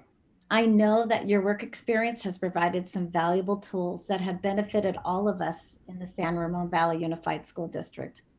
In an effort to shift our culture, you and our Vice President, Laura Finkel, have started working on a plan to utilize those tools in an effort to understand varying perspectives. It is just with tremendous gratitude on behalf of our Serbia members that I thank you for your years of service, your contributions, and your presence on our school board. Your dedication is so appreciated. Now, Greg. I came to our district in the fall of 1998, and I remember when you began on the school board. It was just a mere 20 years ago. You have seen this district double in size. As our trustee, you were able to oversee the construction required due to the growth of this community. Your decisions helped us save money by making sure that we did things efficiently, such as hiring employees rather than hiring contractors. You have withstood tensions that have arisen throughout your time on the dais. Your life in public service is absolutely noteworthy. What our community may not know about you is the fact that you have a big heart. Your commitment to our students is remarkable. Despite your big job as a consultant to other school districts, you have prioritized this district. I know my former Vice President, Bob Donovan, used to love his lunches with you. And sometimes those lunches would last 3 hours. I would question Bob on his meetings, and occasionally I got to come along. And it was then that I began to learn about your life as a youth, where you lived in a home with a very talented family. As a self-made man, you put yourself through school driving a bus, which led you to acquiring positions that eventually put you in charge of the district. When Bob retired, I got to take his role as your liaison, and I was privileged to continue the dialogue over our Taco Tuesdays, or our morning breakfast meetings, where I was introduced to the best local restaurants. I started frequenting many of them on my own. On one of my personal outings, my family ran into your family on the outside patio of the Peasants Courtyard in Alamo. You were there with your lovely wife and your beautiful daughter, who I had heard so many stories about, including her incredible career as a lawyer that has provided her great opportunities in traveling the world. She had attended UC Berkeley, and as you know, my family is a big Cal family. My father, all of my sisters, myself, and my sister's son have attended Berkeley. It was there on the patio in Alamo that I discovered your daughter knew my nephew through student government, and she shared with me that she had had a crush on him when she was in college. I love this connection. Some of my fondest memories have been celebrated in the confines of our school buildings. For the last 9 years, we have been celebrating our LGBTQ students in this district with an annual forum.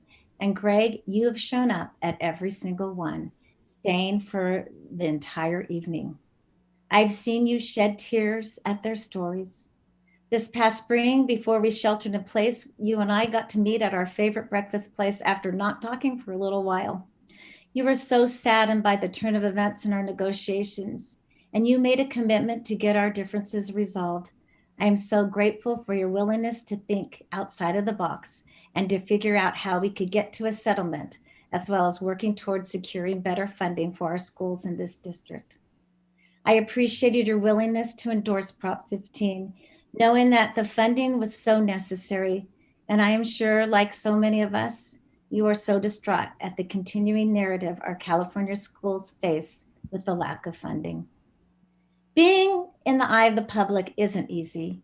We are all struggling in a world that has impacted our resilience to handle the punches we confront. Greg, as you celebrate your final board meeting, I want to thank you for your service to this community. You have made such a difference in the lives of so many. I have appreciated your dedication and contributions to our students. In closing, November reminds us to focus on gratitude. I want to thank our management team for taking the time this week to hold meetings with our members and to hear their questions, their concerns, and ideas on what reopening will look like come January. Resilience is fostered by our human connections. Making time for conversations, albeit virtual, allows for all of us to connect, to dialogue, to process. We are all called to be resilient during this very challenging time. I know living during a time that is changing so quickly, it does help all of us, this entire community, to come together, to dialogue, to be open, and most importantly, to care for the health and well-being of everyone. Today, we were able to reopen despite the county's transition into the widespread purple tier. We must all be committed to doing our part to prioritize safety because our frontline essential workers are depending on us, and we need to keep our hospital beds available in this county. We are learning so much from our first and second phase of reopening safely. The information that we are garnishing by slowly bringing back our students and providing safety measures recommended by our county public health department and the CDC will help to smooth out our transition to January, where we face a dual platform with remote and hybrid instruction. We can do this. I want to thank our community, our board of trustees, our administrators, our union brothers and sisters, and my Servia members for your passion and your devotion to our students. Servia has finished our negotiations for the reopening, and all of our addendums to the Memorandum of Understanding have been ratified.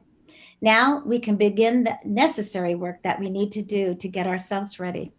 It will take all of us working together to make sure all of the pieces are in place in preparation for this next semester. I am so grateful to all of you. Thank you. Thank you so much for those kind words from both of you. I appreciate it. That is the last public comments on the agenda. We have board member reports, 13.1.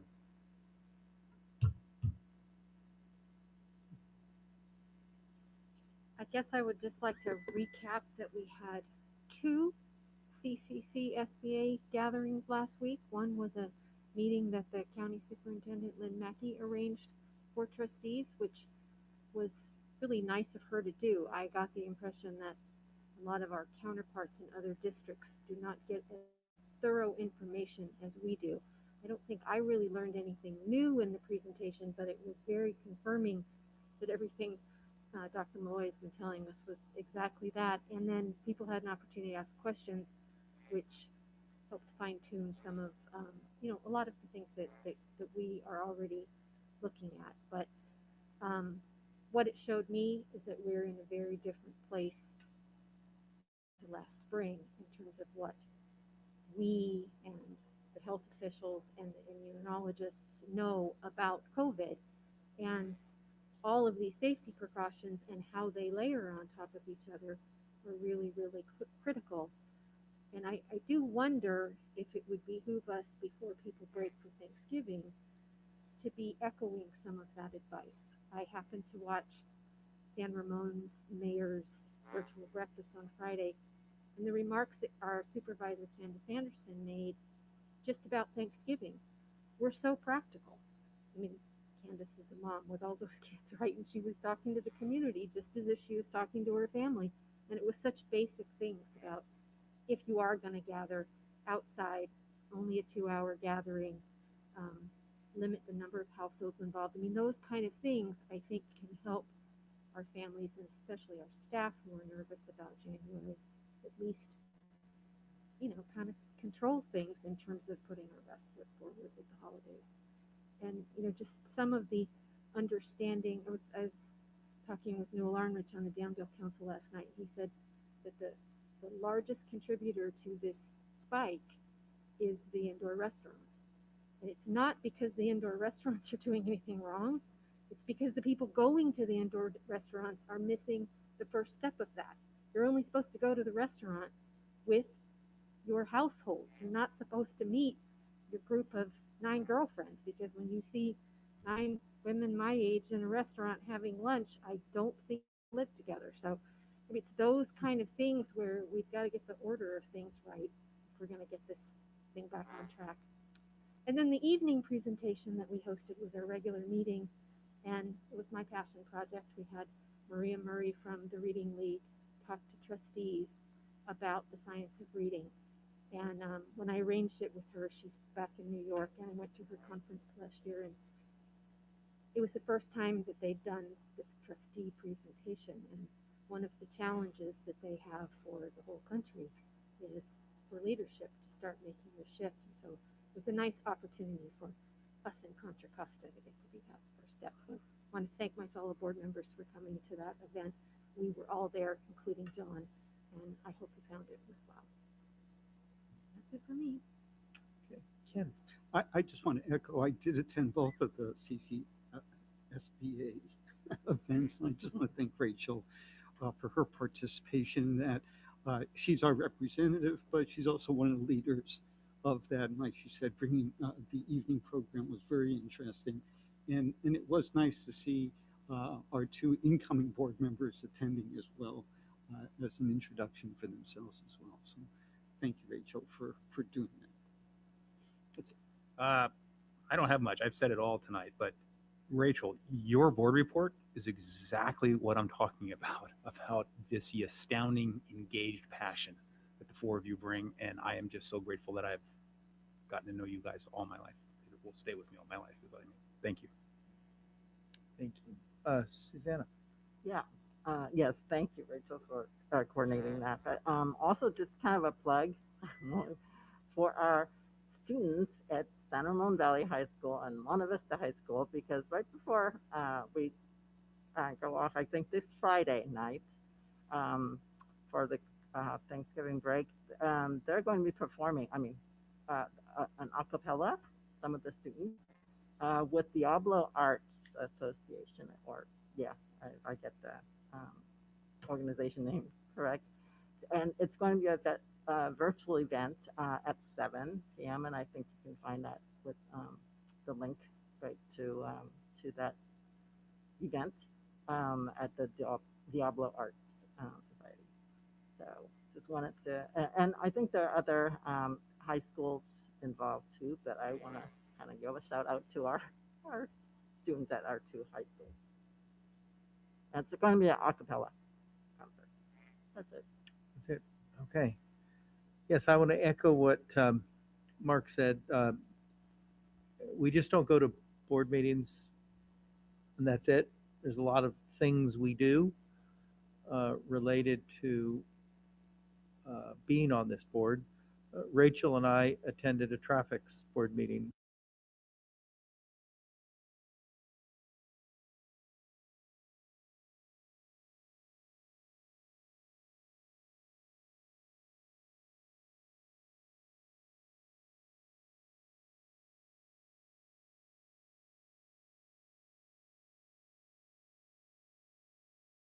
Outside of the formal board meetings. As I close my last comment of my board career, I'm just so incredibly honored that I had the opportunity to work with all four of you and the other colleagues that are no longer on this board, but over the last 20 years have come and gone. It's been an incredible honor, been a privilege, and I'm going to miss it greatly. And with that, superintendent's report.